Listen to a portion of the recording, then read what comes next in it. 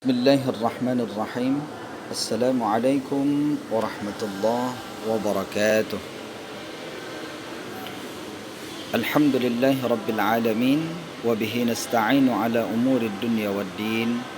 Sayyidina wa maulana Muhammadin wa ala alihi wa ashabihi ajma'in, amma ba'd. Puji syukur senantiasa kita panjatkan kehadirat Allah Subhanahu wa taala. Salawat dan salam kita hadiahkan kepada baginda Nabi besar kita Muhammadin sallallahu alaihi wasallam dengan sama-sama melafazkan Allahumma salli ala sayyidina Muhammadin wa ala alihi wa ashabihi ajma'in. Amma ba'd. Anak-anakku yang Ustaz sayangi dan Ustaz cintai, pada pertemuan hari ini insya-Allah kita akan melanjutkan materi tahsin kita ya dalam kitab Al-Muhalla. Dalam buku Al-Muhalla ini melanjutkan surah Abasa ayat 33 sampai dengan ayat 42. Sebagaimana biasa, sebelum Ustaz mentalaqikan ayat 33 sampai dengan ayat 42 surah Abasa ini, terlebih dahulu Ustaz akan menjelaskan kandungan tajwid yang terdapat pada ayat 33 hingga 42 ini. Seperti kolom yang sebelumnya ya. Nah, ada kolom-kolom itu terdapat beberapa poin. Poin A misalnya, atau poin B misalnya ya. Poin C, dan beberapa poin yang nanti akan kita jelaskan bersama-sama ya. Baik, anak-anakku sekalian, pada poin A ini ada kalimat yang dipanjangkan. Nah, seperti biasa, kalimat yang dipanjangkan itu terbagi kepada 3 bagian. Yang pertama adalah panjang biasa, yang kedua itu adalah panjang sedang, dan yang ketiga adalah panjang yang lama. Adapun ukurannya berkali-kali Ustadz ingatkan, karena ini penting untuk kita ketahui, untuk kita fahami sebagai barometer atau ukuran saat kita ya melantunkan ayat suci Al-Quran ini. Maka ada bacaan-bacaan yang ukurannya itu adalah panjang biasa. Bunyinya kalau panjang biasa itu berarti 2. Kalau panjang sedang antara 4 sampai dengan 5 ya. Kalau panjang lama berarti antara panjang 5 itu berarti 6 ya. Baik. Sekarang kita contohkan saja. Nah, pada kolom panjang biasa, Ustadz tidak membacakan, tidak mencontohkan semuanya, semua kolom ini. Ustadz akan contohkan beberapa saja. Misalnya kolom nomor 1 pada bagian A, panjang biasa ya. Fa'idha, kemudian wa ummihi, seperti itu ya. Kemudian kalimat alaiha, kemudian tarhaquha. Nah, itu namanya panjang biasa. 2 hitungannya. Di mana mulai menghitungnya di mana? Pada kalimat-kalimat yang memang dipanjangkan di situ.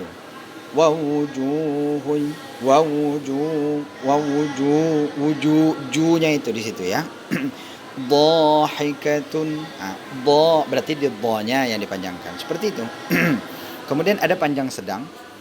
Panjang sedang ini ada 4, ada juga 5. Ya. Contohnya di sini pada kolom nomor 1. Berarti ini panjang 5. Ja'ati.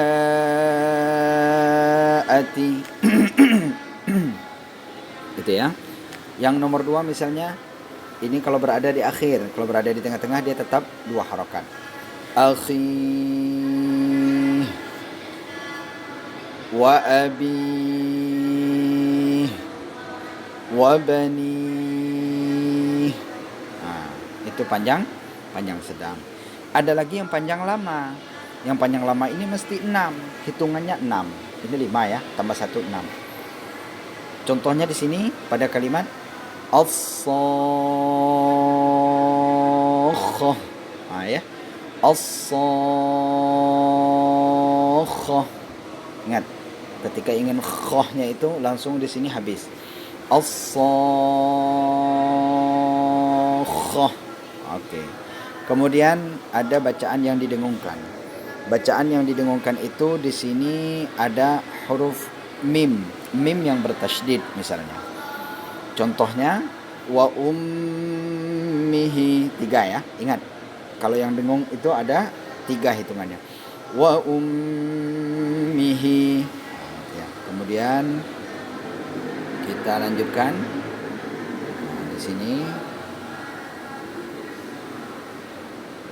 Nah, ya. Lanjutkan, yang kedua adalah tanwin. Tanwin ini bagian yang didengungkan juga. Nah, ini bacanya gimana? Imri'im ya. Imri'im minhum. Ulang lagi. Imri'im minhum. Nah, ingat, didengungkan sebanyak 3 hitungan. Kemudian tanwin berikutnya yaitu yauma idzin sya'nun. Nah, ya. Yauma idzin sya'nun. Nah, misalnya ada lagi pada kolom nomor 5, yauma idzin musfirah. Nah, itu juga didengungkan. Baik, selanjutnya kita masuk ke huruf yang ditebalkan. Karena tidak banyak di sini ya. Pada ayat 33 ya. Pada ayat 33 sampai dengan ayat berapa tadi? Ayat 42 ini tidak banyak kandungan tajwid, sehingga hanya beberapa saja ya. Itu walaupun tidak banyak tapi perlu kita perhatikan. Ya, lanjutkan lagi, ada huruf yang ditebalkan.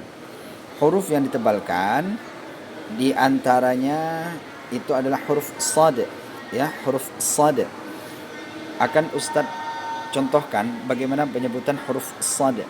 Sa, sa, sa, sa, sa. Jadi mulut kita ini tidak boleh monyong seperti orang bersiul. Kadang ada sa, sa, salah.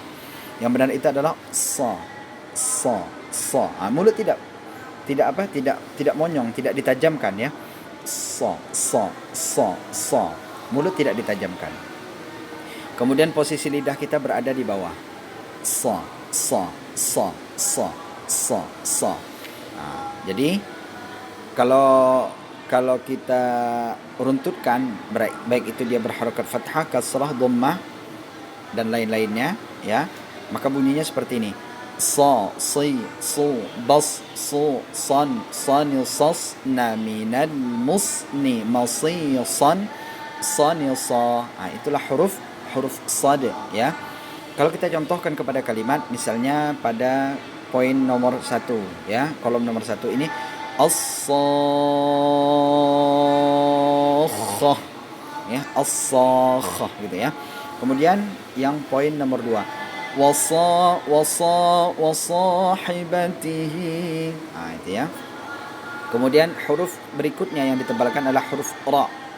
Ra tidak lebih getarannya dari 2. Tidak boleh lebih dari 2 getaran ya.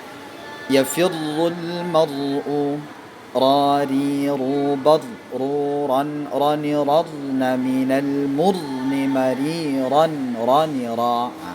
Ketika dia berharakat fathah dan dhammah dan sukun, maka dia ditebalkan. Ketika dia berharakat kasrah, maka dia ditipiskan. Itulah huruf ra ya. Contohnya di sini pada poin nomor 1, pada kolom nomor 1 itu yafirrul, tebal. Yafirrul, apalagi ada tasydid, berharakat dhammah kemudian ada tasydid lagi, maka dia ditebalkan. Yafirrul mar'u. Kemudian musfirah, tebal juga. Mustabshirah, tebal. Ghabarah, tebal. Tarhaquha qatarah. Al-kafaratul fajrah. Itu yang huruf ra. Kemudian ada huruf ghain. Huruf ghain, gha, ghi, gu, bag di sini ya. Pada tengah-tengah ini. Ra. Kita pun kalau kita memegang tenggorokan itu akan terasa di mana posisinya. Ra. Nah, ini penting. Kenapa Ustaz menunjukkan tempat-tempatnya? Karena nanti salah pada penempatan, maka salah juga pengucapan hurufnya. Mengapa demikian? Karena huruf-huruf ini sudah memiliki tempat masing-masing. Namanya makhraj. Makhraj itu tempat keluar. Tempat keluar huruf itu berada pada pintu-pintu rumah huruf itu masing-masing.